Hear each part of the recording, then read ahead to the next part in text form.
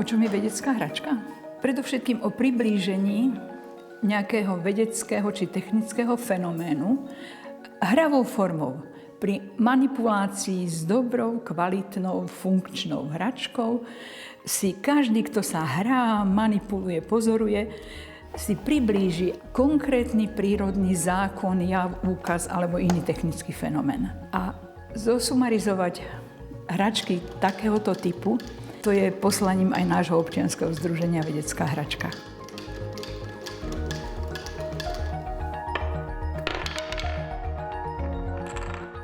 Celý môj profesionálny život v podstate je poznamenaný technickou tvorivosťou a ochranou jej výsledkov.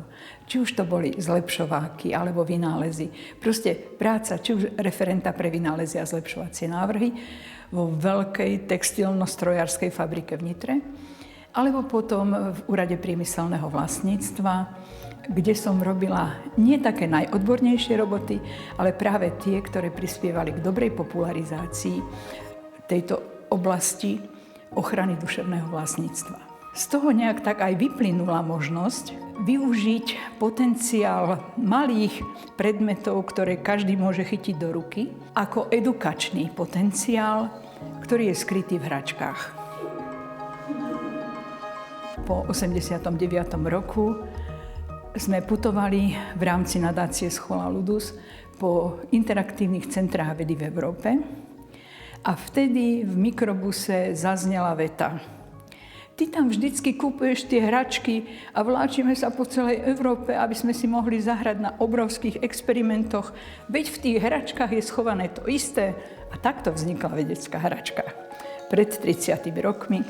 A som veľmi rada, že sa zachováva stále a že nachádzam nasledovníkov, ktorí to, verím, v krátkom čase po mne prevezmú.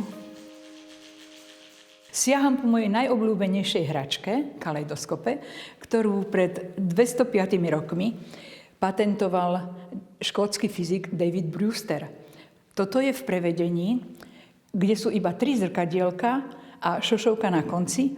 Vo väčšine kaleidoskopov však pochopiteľne odraz na 3 zrkadlách spôsobuje obrázok vytváraný telieskami alebo kvapalinami, ktoré v tom kaleidoskope sú.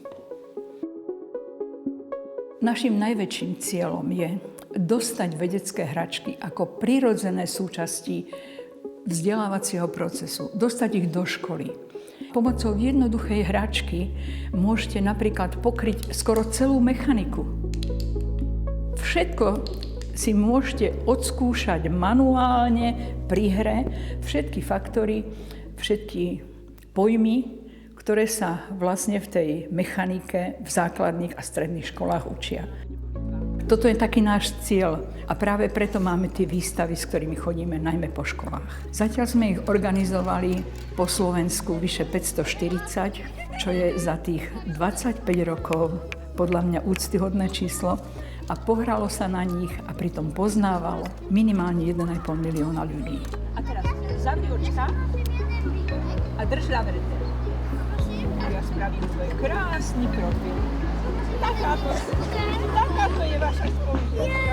Popri 9 tematických putovných výstavách sú vedecké hračky v stálych expozíciách, na stálych výstavách v štátnej vedeckej knižnici v Banskej Bystrici, kde sa práve nachádzame, v Úrade priemyselného vlastníctva a v Slovenskom národnom múzeu, v Múzeu bábkarských kultúr a hračiek na Modrom kameni. Menšie expozície majú napríklad Bratislavské Aurelium, Hvezdáreň v Medzeve a Veľká účelová je v historickej škole Jozefa Mistríka na Španej doline.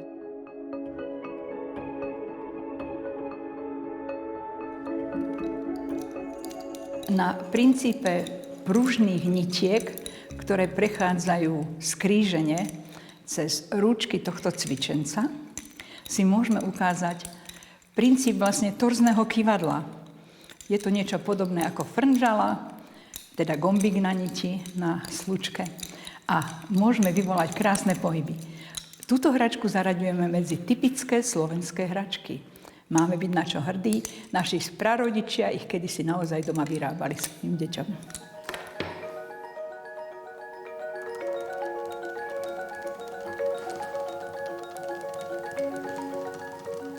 Myslím, že je práve výhodou vedeckej hračky, že je taká cezgeneračná.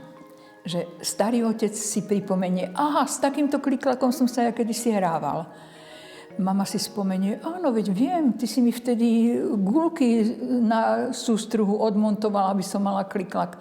A môžu to v dvojici ukázať tomu potomkovi. A máme aj veľa pekných takých zápisov v knihe návštev. Napríklad, ďakujem, že moja žena pochopila, čo je elektromotor. Ďakujem, že môj muž pochopil, ako synovi vysvetľovať fyziku. A takým kostrbatým písmom. Ďakujem, že moji rodičia sa držia za ruky.